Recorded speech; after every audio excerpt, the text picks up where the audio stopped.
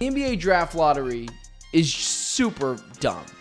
Just absolutely stupid. There is so many adjectives that I would like to use to describe how stupid the draft lottery is, but there's not enough in the world to perfectly capture how I think about the draft lottery. It is absurdly stupid. Just absurdly stupid. And you know what, Steven, that's a great point. Maybe I just have an NBA draft lottery hangover. The fact that we'll get into all the nitty-gritty in just a minute here, but let me just rant about the national nonsense because I need to.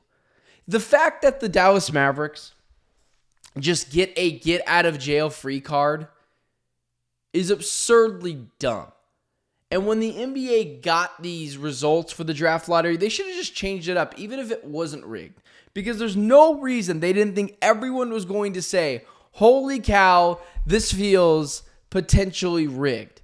Do you guys know there is a 0.0114 chance of the Sixers getting the third seed? Of the Sixers getting the third pick, the Spurs getting the 2 pick, and the Dallas Mavericks getting the 1 pick in that order. I am not NBA conspiracy theorist. There's only one theory that I think I believe, and it's the frozen envelope theory about Patrick Ewing going to the New York Knicks. It was 1985, if I'm not mistaken. It was obviously an NBA draft lottery. The NBA needed to boost their ratings, and what better way to do so than get Patrick Ewing in New York? That is potentially the only NBA draft lottery theory or sports theory that I believe. But last night, if you are someone that is like, oh, it's all rigged, it's all scripted, it's all stupid, you won last night, buddy.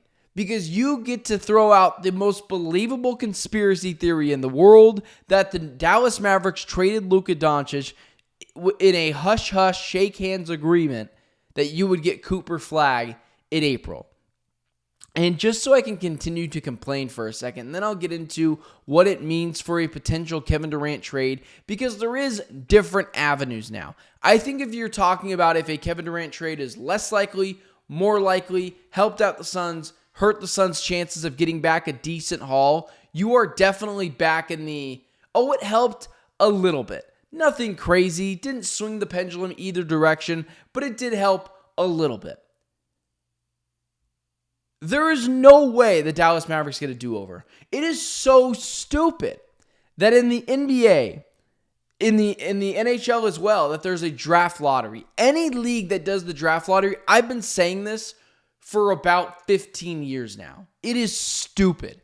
The fact that you can lose as many games as the Wizards, the Hornets, and the Jazz did, and 2 of them fell out of the top 4, absolutely asininely bad. Just horrendous. And the fact that you are like, oh, well, it's chaos, it's stupid. This is why the NFL is king. This is why my viewership does the best for the NFL. People like my people like my Suns talk. People like my Diamondbacks talk. People love my Cardinals talk, which is why pretty much every single show I'm going to talk about the Cardinals if I can. Sometimes there's just nothing to go on. Luckily for you, Trey Hendrickson is holding out in a deal, so we'll get to that in a little bit here. And Spider brings up a good point. There are 2 scenarios to last night. The worst scenario was the worst one by far and wouldn't have been close. If the Suns would have won the draft lottery last night, that would have been the worst avenue because you're giving Cooper Flagg to someone for nothing. And I would have came on here the next day and did a whole rant about how you got to trade Devin Booker for the number 1 overall pick. You got to dangle that pick in front of the Rockets, or you got to dangle that player in front of the Rockets, and that would have been terrible. No one would have liked to do that. Whether you think it would have happened or not, no one would have wanted to go there. But the second worst thing that happened last night was the Dallas Mavericks getting the number 1 overall pick. And everyone's saying, oh, the poor Mavericks, their fan base deserves it. I know they traded Luka, but they got half a season of the season from hell. I've been living it for 20-something years now. I don't feel that bad for the Mavericks. I think your GM is stupid, and I think you were more than less screwed before. But you didn't exactly experience the season from hell for that long. It was like 4 months. You're fine. Suck it up. And now you get Cooper Flagg. It is so stupid that dumb organizations are given a get-out-of-jail-free card like that. The fact that the Dallas Mavericks won the Cooper Flagg sweepstakes last night because they made stupid decision after stupid decision and self-imploded their own team, that would never happen to the Phoenix Suns. This is poor boy self-esteem last night. That would never happen. If the Suns had the number 1 overall pick, traded away Devin Booker for God knows what reason, they would never get as lucky as the Mavericks did. Anyone who talks about the NBA, the NFL, any sports league being rigged, you won last night because last night felt like the most rigged thing ever. I won't go down the avenue that the NBA is rigged. I think it would be far too hard to keep everything in lockstep and make sure no one says a peep. But that would never happen to the Suns. It would never happen. And so the fact that the Mavericks get to be rewarded for stupidity is ridiculous. Think about if the Suns had their pick last night and they won the draft lottery. We wouldn't talk about the fact that they have no picks. We wouldn't talk about it they're in the second apron. We wouldn't talk about how they have to trade Kevin Durant. And that's exactly what they're doing in Dallas today. Dallas, the arrow is pointed squarely up. It was pointed so far down they were in the depths of Hades. The Suns feel that way too. But the fact that one of them got Cooper Flagg, you talk about one of the top 5 teams in the NFL, in the NBA with the most potential, you have to throw the Dallas Mavericks in that hall now. So it is asininely stupid. The fact that we still do a draft lottery and the Charlotte, Washington, and Utah fans have to go through another year of a rebuild because they have nothing to help them get back to where they need to go is so asininely stupid.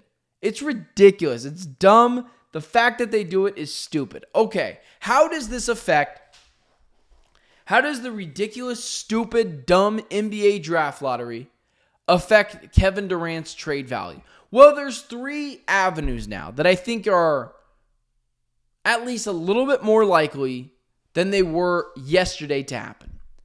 The Houston Rockets get the 10th overall pick. Their pick, that was originally the Suns, actually got worse. They fell in the draft. So now you're talking about the best potential offer from the Rockets being Eason, the 10th overall pick, and Jabari Smith Jr. And of course, a salary cap filler that can come from a third team. We're just talking about the core of a deal. So last night, I think you see now what the pick is. If you can get the 10th overall pick, Jabari Smith, Tari Eason, as the core of a deal for Kevin Durant, I think that scratches everyone's backs. The Rockets still have picks to give in a different trade from the Suns. They're not losing anything of crazy value. You lose Jabari Smith, you lose Jabari Smith, you lose Tari Eason, you input Kevin Durant. You go back to being squarely one of the NBA Finals favorites next year. So that is really interesting to me. And then you go to option number 2. This is one that I think is, again, a little bit more likely than less likely. Than a little bit more likely than it was the night before. If you can get Keldon Johnson and the number 2 overall pick from the Spurs for Kevin Durant, that's really interesting. Don't try to tell me how valuable the number 2 pick is. No one has said anything about Dylan Harper of Rutgers being able to come here and fix everything the Phoenix Suns are doing. So if you could get him, Dylan Harper basically, and I want to make sure I'm saying the kid's name right, so apologies right away. But yeah, in a trade, the San Antonio Spurs, if they only offered Keldon Johnson and the number 2 overall pick, which would be Dylan Harper in any deal, would you take that? I think you would. And if you're the San Antonio Spurs, you keep your entirety of your young core together. You don't have to trade Castle to the Bucks. You don't have to gut your roster for Giannis Antetokounmpo. You get Kevin Durant, top 10 player of all time, who I think has some of the same production, at least offensively, that Giannis does. If you lined up Giannis Antetokounmpo and Kevin Durant, I still would take Kevin Durant. The all-around better player is Giannis because of his defensive efforts. But Kevin Durant is not no schmuck defensively. Offensively, Giannis is good 5 feet from the rim. Everything else offensively, Kevin Durant is better than. So if you're the Spurs and you could get Kevin Durant for Keldon Johnson and the number 2 pick, which would effectively be Harper and Keldon Johnson as the core of a trade, and then get the salary cap filler figured out, that could be a third team. There's a lot of creative ways to do that. That becomes my new favorite trade. And if you're the Spurs, why do you do it? Well, pretty simply. I keep my young core together. I only have to give up 1 pick. And I get Kevin freaking Durant. That makes me instant NBA Finals contenders next season. And then that brings me to a disgusting last point.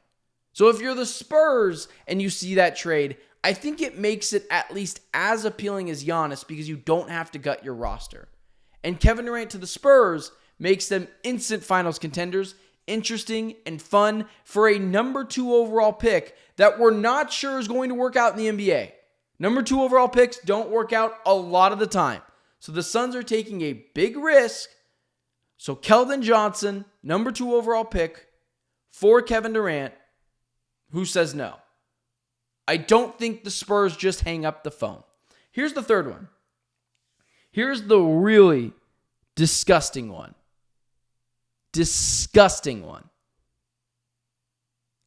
What if the Philadelphia 76ers with the 3rd overall pick call the Suns and say, hey, you want to go into full rebuild mode? We'll give you the number 4 overall pick. Take back Paul George for us. And we'll give you something else. Just a quick little filler. This is you're not getting what you wanted for Kevin Durant in offers.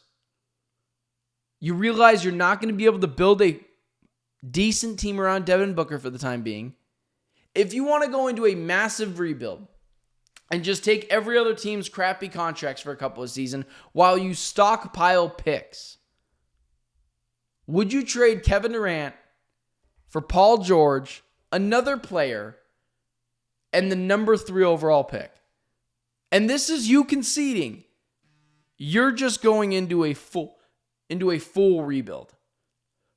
You potentially trade Devin Booker, who knows what you could get for that. I don't want to do any of this. I'm just giving you options. You trade Devin Booker, you bring in picks, you bring in a couple of players. That's interesting to me. The Sixers get another guy who they could use for their championship run that fits their window now with Maxey and McCain and Kevin Durant and Joel Embiid. That sucks for the Suns. It's not fun. But you do get a high pick. And you know what you are. You're tanking. And you have Bradley Beal and you have Paul George and you stick it out for a couple years. You move Devin Booker. You get everything you need. You need to tank and bring in the players that would help this team do that. For now, for 2 seasons. And then we go back to figuring out how to make the best Phoenix Suns team. I understand if you just hit the unsubscribe button. That is disgusting. But I can't lie and say it doesn't make a little bit of sense. So we're going to dive deeper into all different draft lottery ideas and trades for Kevin Durant. But immediately, those are the 3 that stuck out to me last night. Houston, the 10th overall pick, Jabari Smith and Tyree Eason. The 2nd overall pick in Keldon Johnson. Or the 76ers, 3rd overall pick, a player, Paul George for Kevin Durant.